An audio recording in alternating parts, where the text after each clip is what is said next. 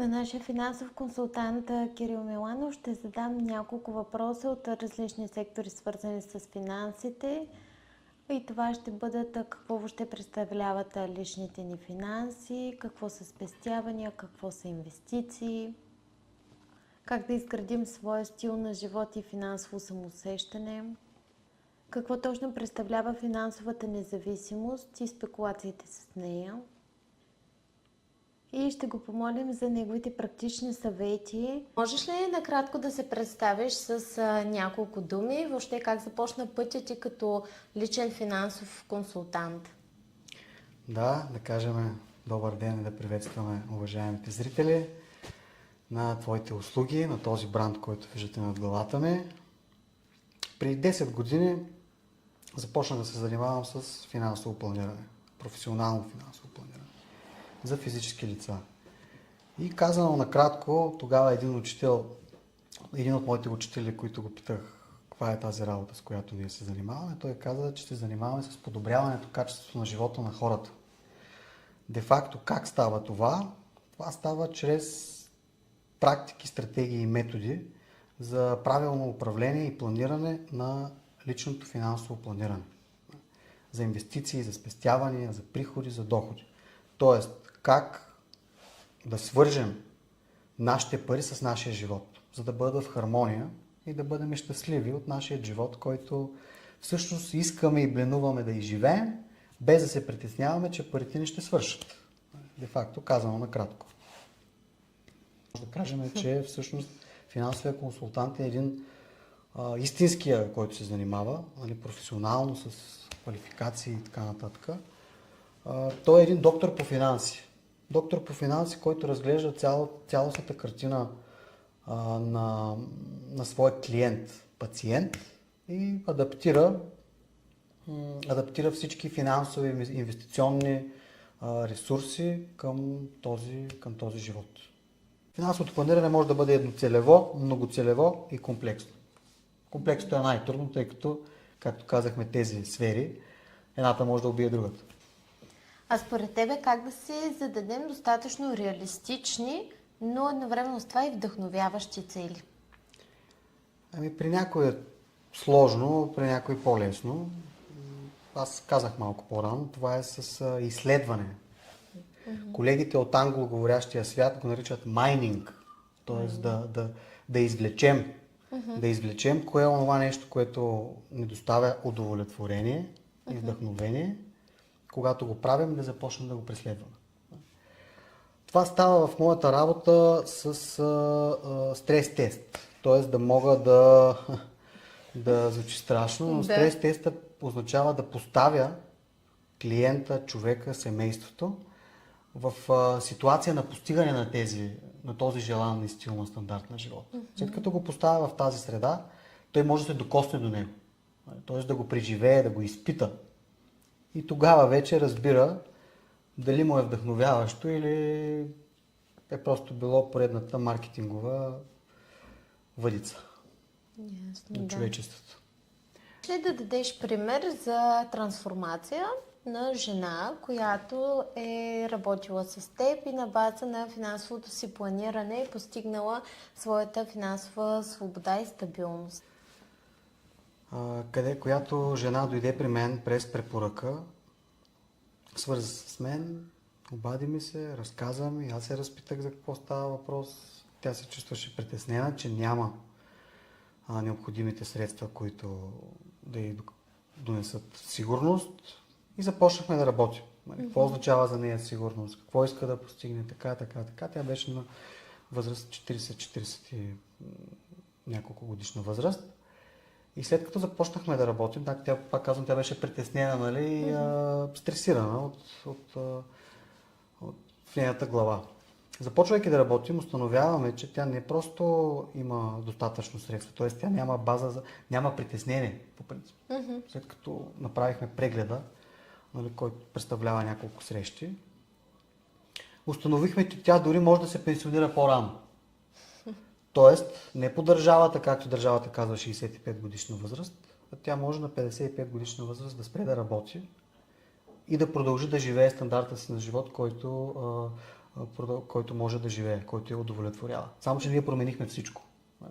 Защото тя имала една визия, която тя води един начин на живот, който си мисли, че е добър, нали, и се презапасява. Тоест тя се презапасява и спестява повече, отколкото е необходимо.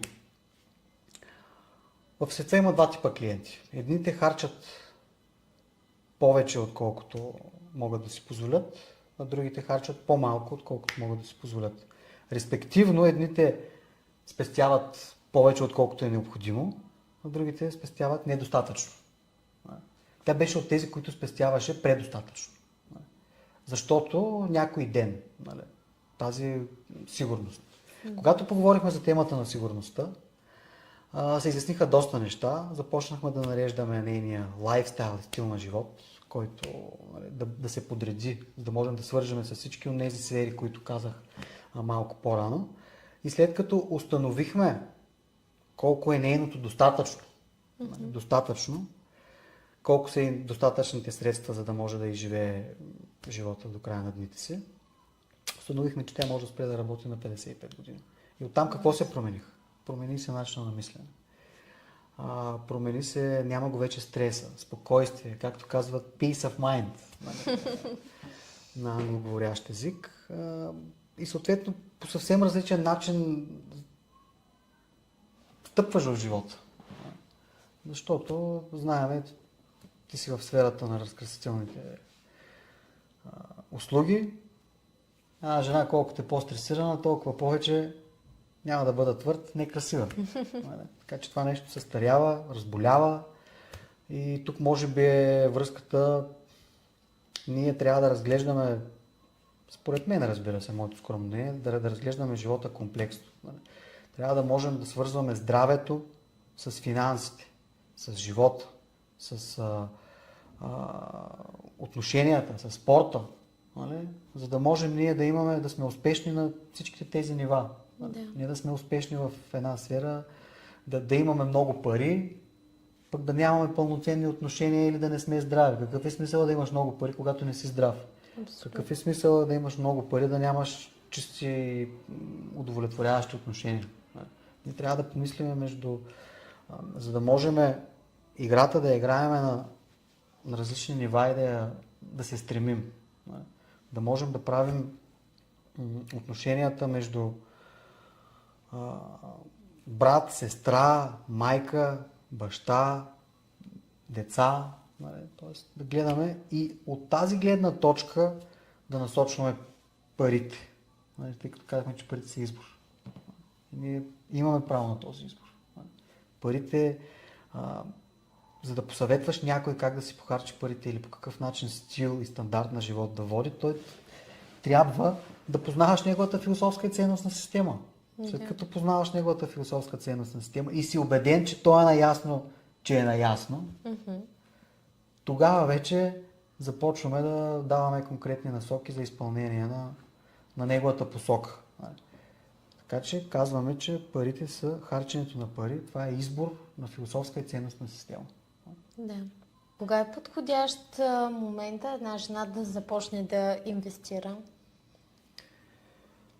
Това е един въпрос, който нямам конкретен отговор. Нямам еднозначен отговор, защото трябва да се проверят. Преди инвестирането трябва да се погледнат други финансови измерители в нейния, в нейните лични финанси.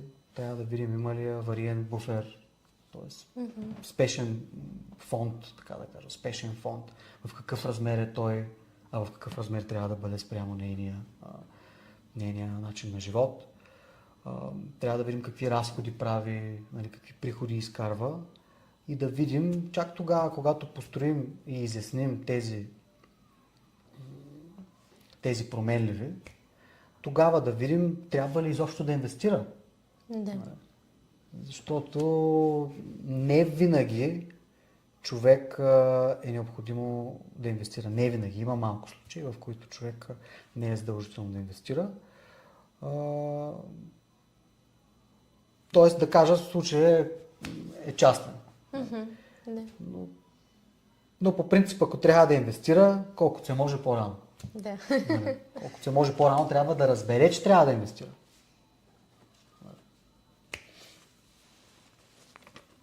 Но от гледна точка на личното финансово планиране в реалния свят, имам предвид в професионалния свят на инвестирането, няма такова като инвестиции за богати.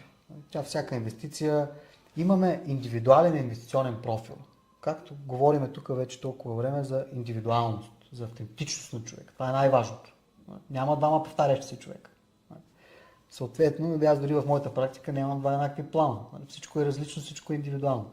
Така че тук трябва пак да се изчисли, да се измери индивидуалната поносимост, търпимост и необходимост от риск.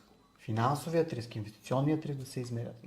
Това са различни измерители, които трябва да се измерят по-отделно и съчетано, които ще ни дадат вече нашия инвестиционен профил. След като знаем вече инвестиционният профил на човека, ще можем да видим инвестиционната философия. Да. След като знаем инвестиционната философия, стратегия. Инвестиционна стратегия, която да отговаря на неговите параметри на риск. Когато това нещо се направи, тогава вече няма опасения, че хората няма опасения инвестиционно. Значи, това се е за богати. Има хора, които инвестират по 100-200 лева на месец. Има хора, които инвестират и по неограничени суми. Да. Всеки има нужда да финансира своя стандарт бъдещ на живот. Всеки има правото да живее добре и бъдеще. Както сега, така и в бъдеще. Всеки има право на това право. На един човек стандарта му на живот е 5000 лева на месец, т.е. разходите му, на друг е 20 000. Съответно, този, който му е 20 000, той трябва да е нормално да инвестира повече. Да. Защото повече пари му трябва за в бъдеще. Явно с 5000 не се чувства щастлив. Пак казвам, това е въпрос на философска и ценностна система. Ние не можем да съдим никой. Просто, не знам дали. Добре, моля те, обясни ни какви са основните разлики между спестяване и между инвестиране. И в кой момент кое от двете е по-подходящо? Да, спестяването и инвестирането, поне съм останал с такова впечатление, че хората ги бъркат. Спестяването е събиране на средства в наличност валута. Без значение каква.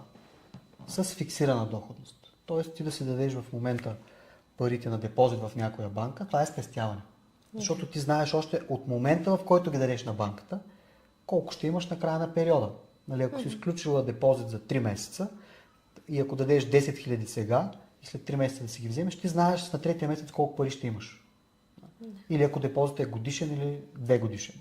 Тоест ние още от началото знаем в края на периода колко пари ще имаме. Да. А инвестирането, т.е. казахме наличност валута с фиксирана доходност. Лихва, доходност. Инвестирането вече, това е събиране на средства за бъдещо потребление, за бъдещи нужди в условията на нефиксирана доходност. Тоест ние там вече не си даваме парите на депозит, ние купуваме активи с тях. Тоест ние ги влагаме в активи. Да. Защо е нефиксирана доходност? Защото тази доходност може да бъде положителна и отрицателна.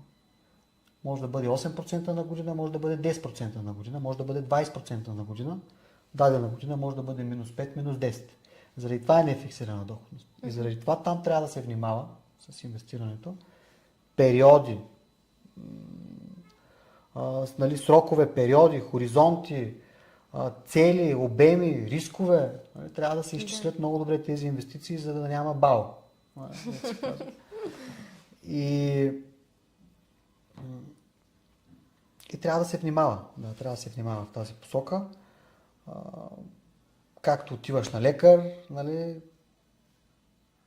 отиваш, преглеждат те и ти дават лекарството. Тоест, да се окаже, че ти примерно си болен от черен дроб, пък на тебе ти лекуват сърцето. Тоест, така мога да кажа, да обясня,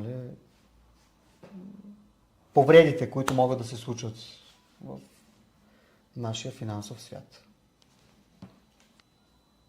И двете са необходими. И спестяването е необходимо, и инвестирането са необходими. Тоест спестяването има една функция, инвестирането има съвсем други функции. Но това в някоя друга тема.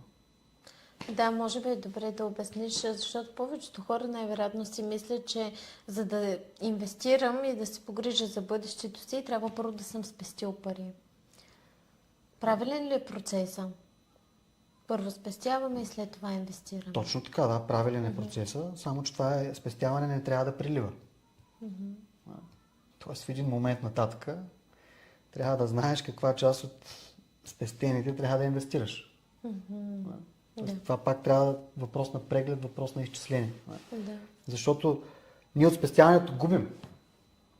Но то е необходимо. Но ние губим. Защото доходността по депозитите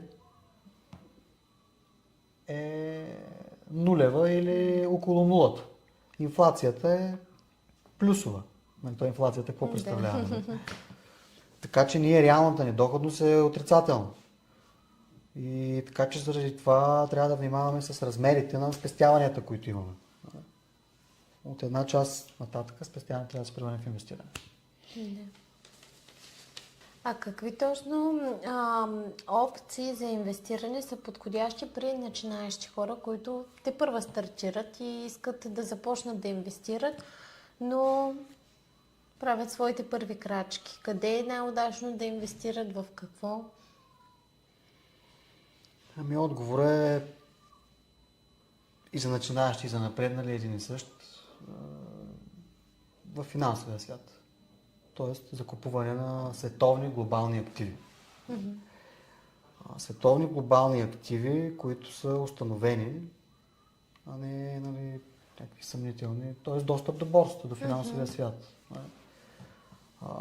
За начинаещи първо да свикнат с начина, с някаква малка сума да инвестират,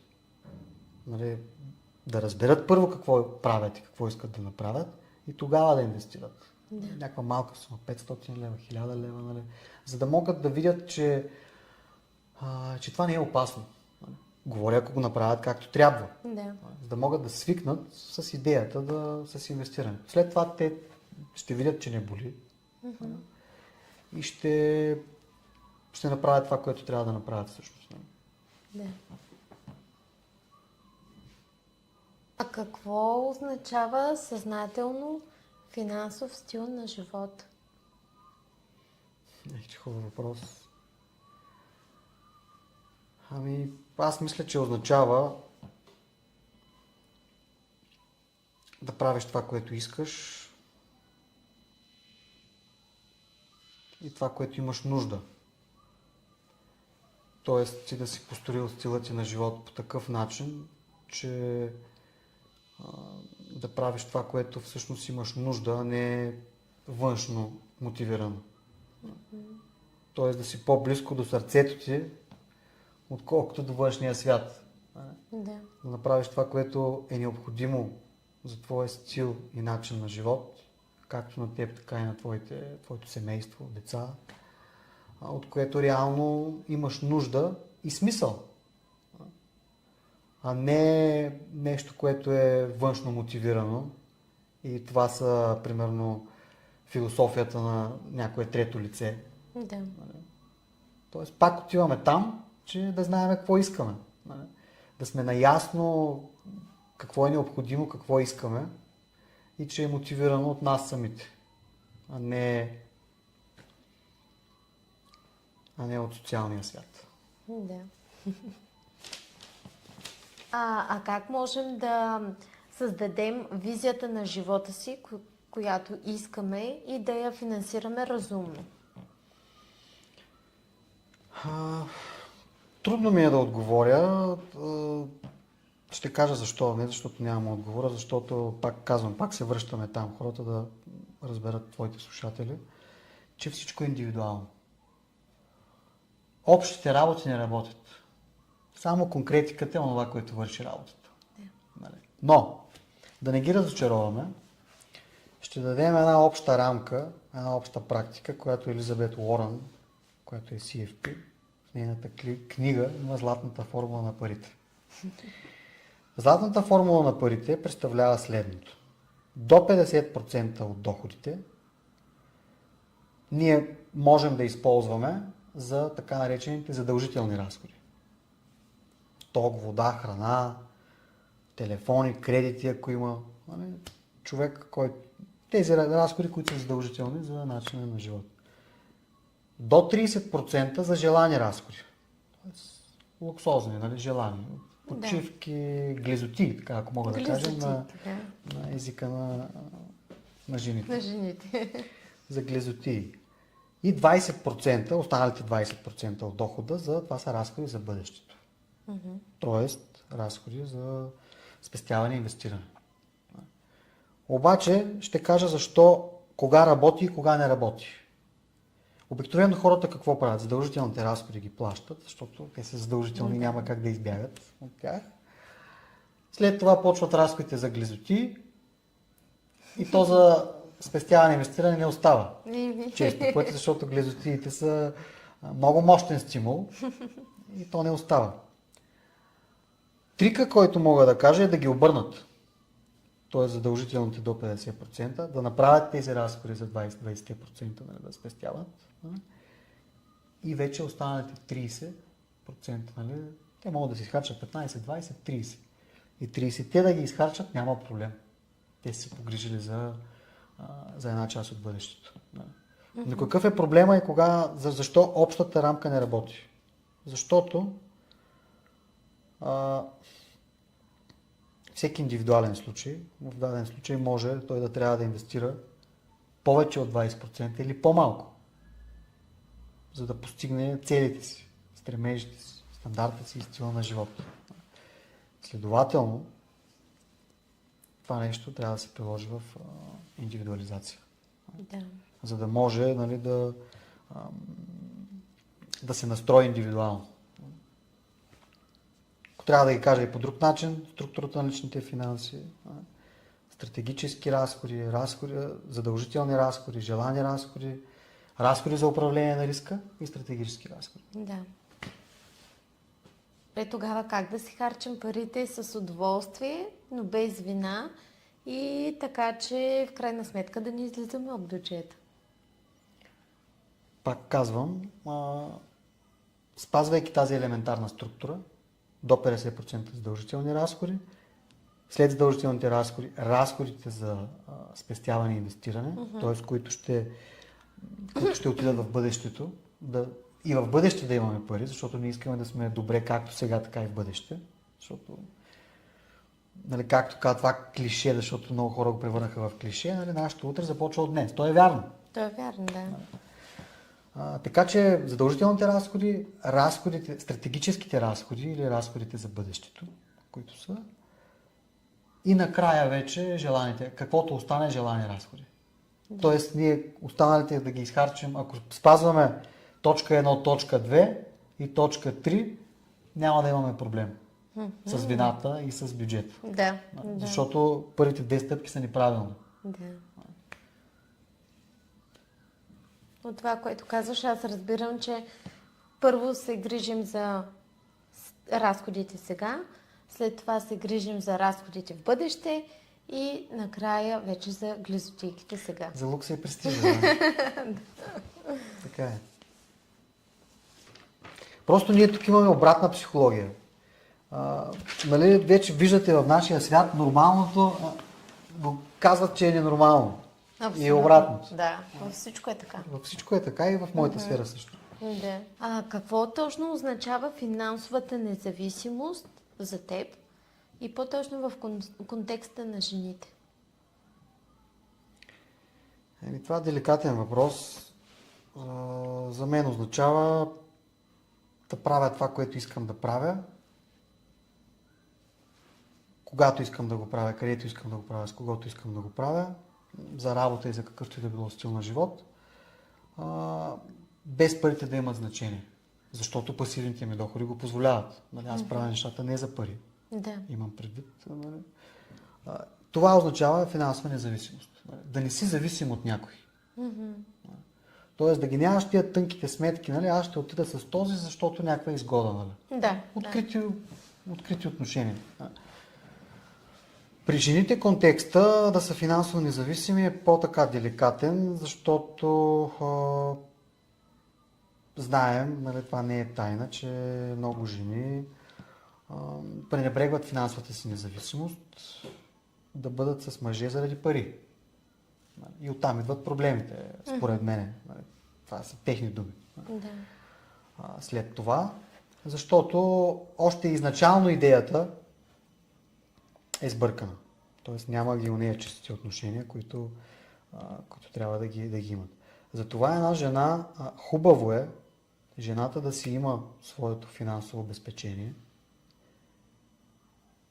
и мъжа и той да си има неговото финансово обезпечение. Нали? И те да бъдат заедно, защото искат да са заедно, а не защото тя има финансов интерес от него или то вече и в днешно време има и мъже, които имат финансов интерес от жени.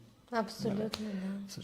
Така че това е финансовата независимост. Да бъдеш в контекста на жените, да правиш това, което искаш да правиш, да бъдеш с човека, който искаш да бъдеш, просто заради самия човек и да правиш нещата заради самите неща, а не заради парите. И когато си финансово независима, т.е. доходите ти го позволяват, ти можеш да бъдеш себе си, което всъщност ние искаме. Да бъдем себе си, но никой не ни го казва, нямаме време да се замислим и съответно да го осъзнаем и да го приложим. И заради това сме от зависимост в зависимост. От зависимост в зависимост, да. И той живота си мина. И за това има толкова много и разводи, включително в наше време, което вреди и на децата, и на самите семейства. И заради това трудностите са толкова големи всъщност между отношенията между мъжа и жената. Всъщност мъжа и жената са много далече един от друг, според мен, в нашето време. И един от проблемите е материализма.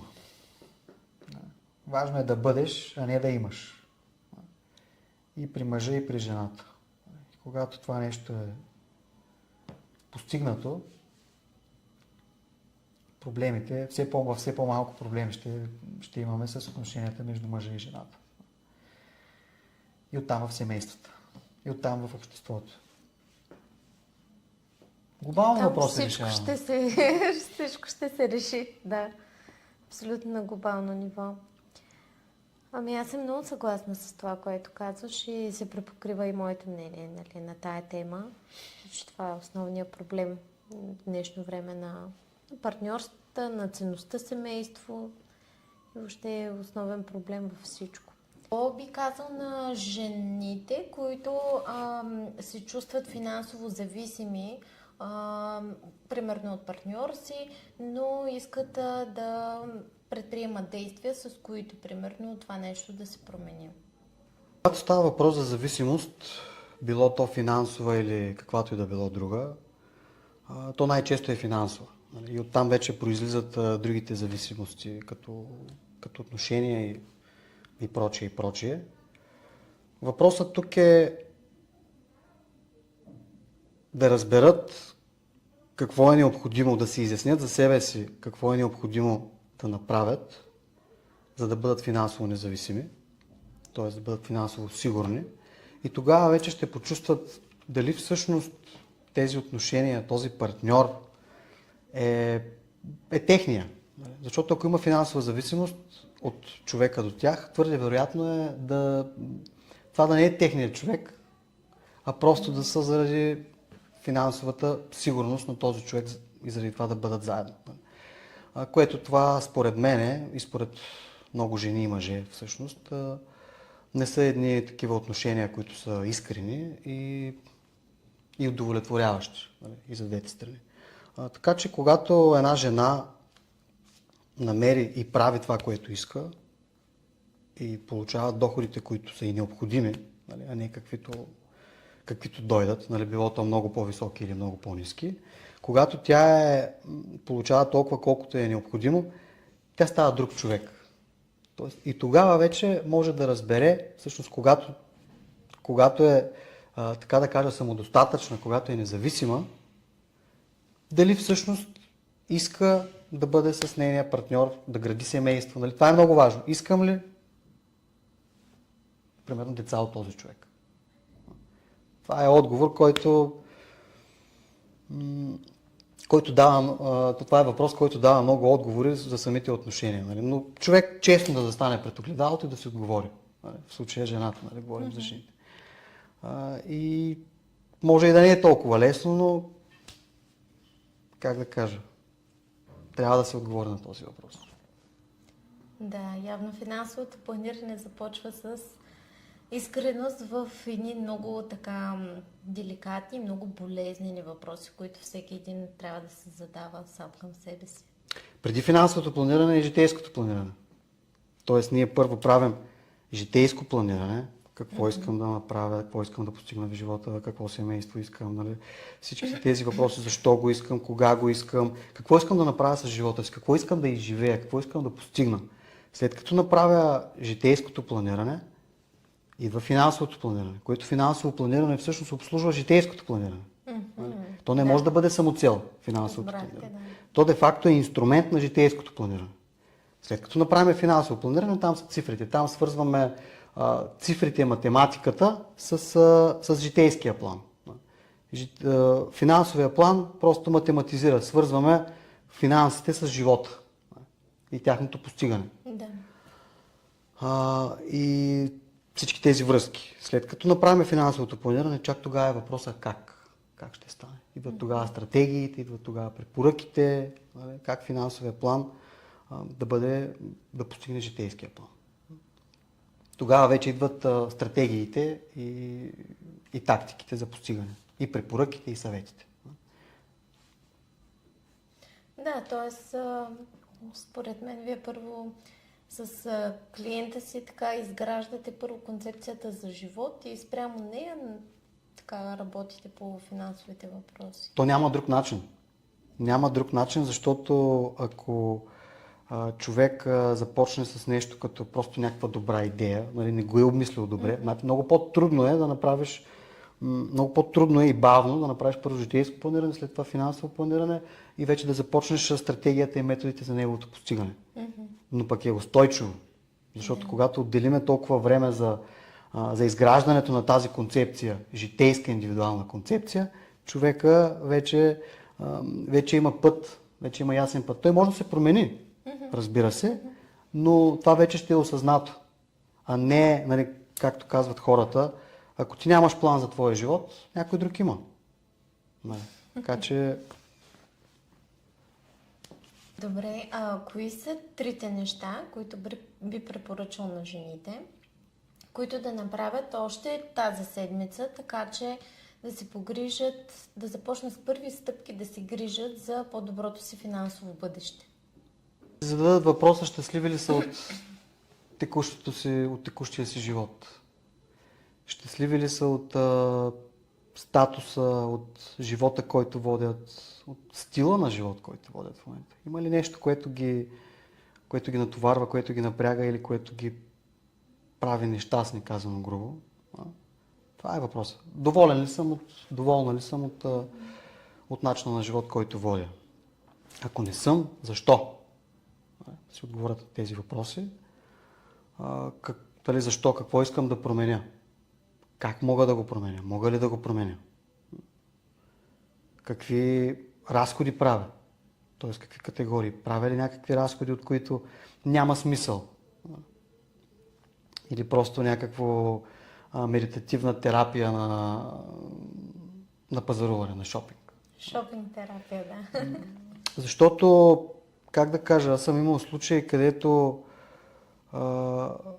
изкарват се добри доходи на жени, изкарват добри доходи и на края на месеца пак нямат средства. Казват колко ми е важно, нали, да образовам децата, нали, и така нататък, да им осигуря бъдеще, обаче не мога, ми казва, не знам как. Започваме да правим анализ на приходите и разходите. Приходите са добри, разходите и те са добри, но гледам в разходите, правим анализ на разходите, гледам в разходи за 1000 лева, примерно за алкохол и цигари. А иначе нямам. Тоест тук вече идва въпроса на приоритизирането.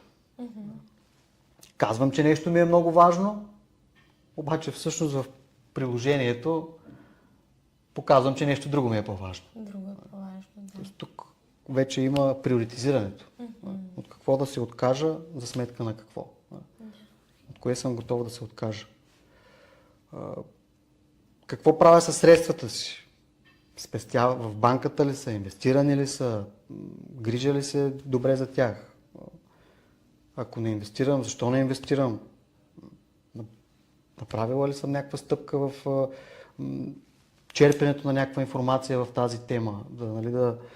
Да изслушам някой подкаст или да се свържа с някой специалист, нали, да ми даде някакви насоки, някаква еднократна, примерно, консултация или там каквото и да било. Просто да се върви в посоката на търсенето. Един човек, когато търси, ще стигне до някъде. Докъдето иска всъщност той ще стигне. Ако иска да стигне далече, ще търси повече. Добре, а какви инструменти, приложения и програми препоръчваш за следене на разходите, на приходите, на инвестициите, въобще не събием бюджет месечен? Разходите могат и приходите могат да се следят. В днешно време има приложения, които могат да се вържат с разплащателните сметки на самия човек. Разбира се, не всички са добри не са толкова прецизни, но по-голямата част от разходите, нали, могат да бъдат хванати. Иначе също и Excel може. Нали, всеки човек да може да се записва колко харчи на месец, колко изкарва на месец. Нали, то с изкарването е по-лесно като цяло. Обикновено е някаква фиксирана сума, ориентировачна, но с разходите е по-трудно. Не е просто за да сме някакви стиснати и да гледаме, нали, колко харчим, а въпросът е да видим какво харчим и искам ли това да го харча. Нали, говорим се за осъзнатост тук. Да. Просто да знаем какво харча, защото ако не ни стигнат средствата в дадена посока, да знам аз откъде съм готов да урежа, кой разход да прекратя за сметка на друг, който примерно ми е по-важен, по-ми е близък до сърцето и ме прави щастлив или щастлива в случая. Така че Excel има приложения. Нали, Excel е по-стар метод, но пък е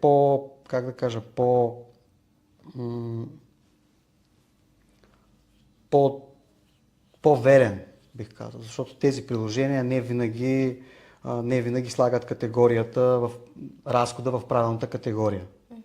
Просто трябва човек да се запознае. Има такива приложения, действително, които просто пак има някаква ръчна механизация, която трябва да бъде свършена. Да. Какво би казал на жените, които се чувстват изгубени или чувстват, че много късно стартират грижата за своя финансов план? То каквото се е случило до сега, то се е случило. Ако са закъснели, могат да закъснеят повече. Като цяло. Ако са изгубили 20 години, от сега нататък могат да решат или веднага, нали, да започнат да се погрижат, или да изгубят още време. Въпросът е да започнат да се интересуват от тези теми, защото колкото повече време минава, шансовете намаляват и става по-скъпо. Какво имам предвид? Ако имаме 40 години, примерно в момента някоя девойка на 25, и да кажем ще се пенсионира на 65. Има 40 години до пенсиониране.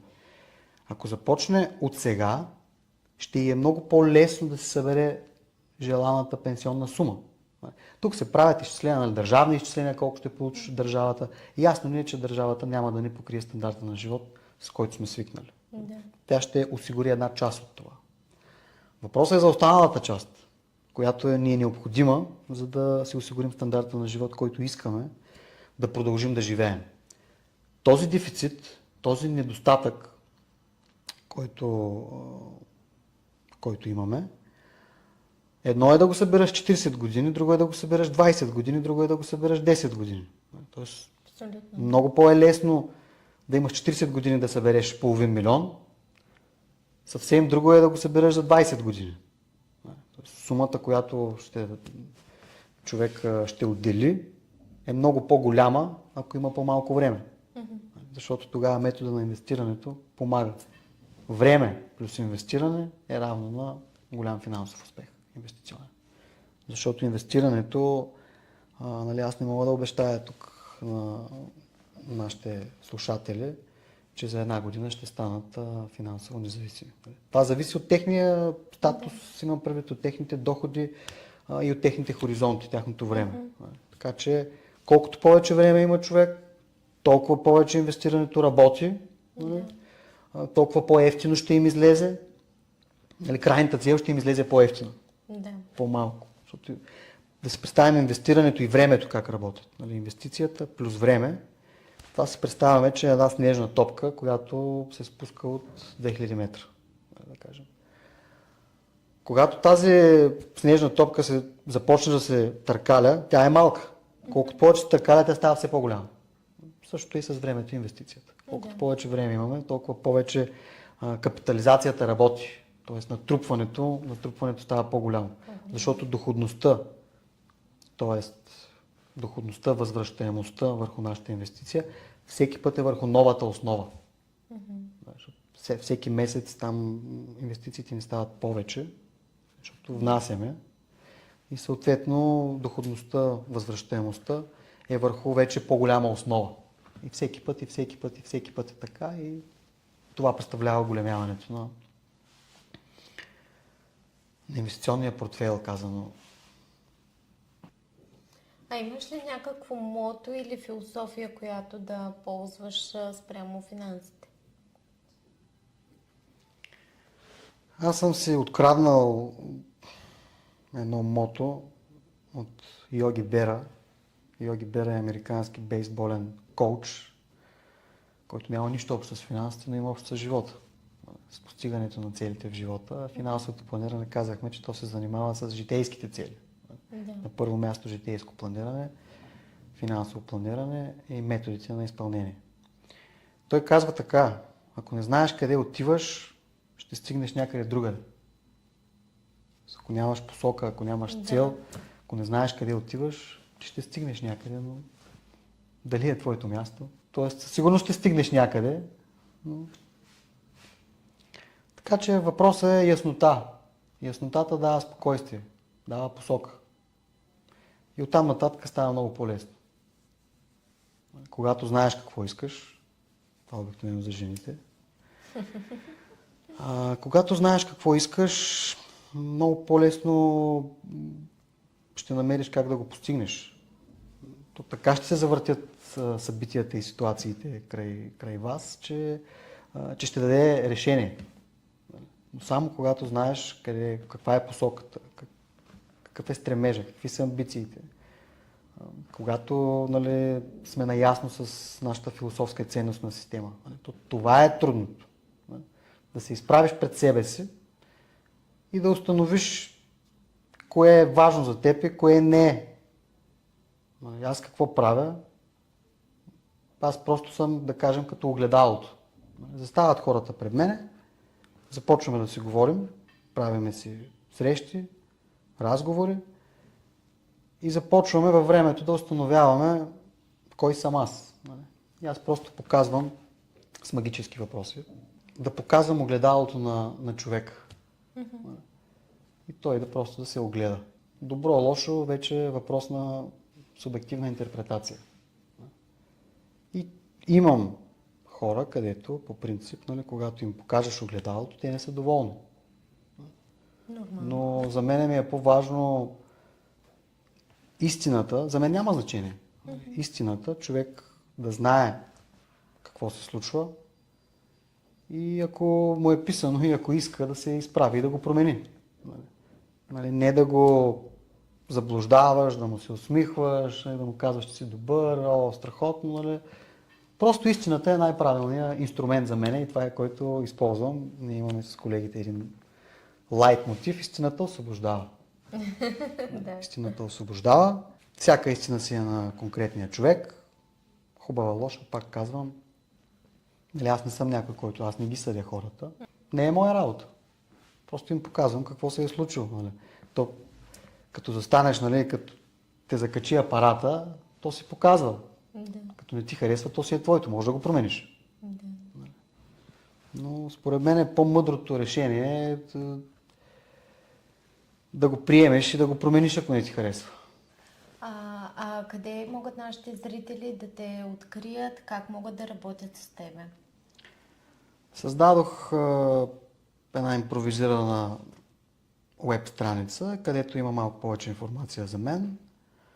Има контактна форма, телефон за връзка, има календар, на който могат да се запазят онлайн среща, която онлайн среща е за моя сметка или физическа среща, може да се разберем, където те да ми разкажат от какво имат нужда, какви стремежи и какви проблеми имат с техните, примерно, финанси. От друга страна, аз да им разкажа малко повече практически за практиката, какво представлява. И съответно в тази среща да разберем дали аз мога да отговоря на техните търсения и съответно дали ще се харесаме професионално. Дали ще се харесаме да работим заедно. Ако това отговора е да, започваме да работим заедно. Ако не си допадне нещо, нали, примерно, ако не мога да отговоря на техните търсения, това също е окей. Също не можем да отговорим на целия свят. Така че, да, има телефон, има контактна форма. Хората могат свободно да направят своя избор. Абсолютно. Както и контактите на Кирил Миланов, ще ги има отдолу под видеото за по-лесен достъп. Просто не се страхувайте. Не се страхувайте, не се колебайте да направите своите избори, да се движите, да търсите, да се интересувате и да променяте това, което искате да промените и не ви харесва.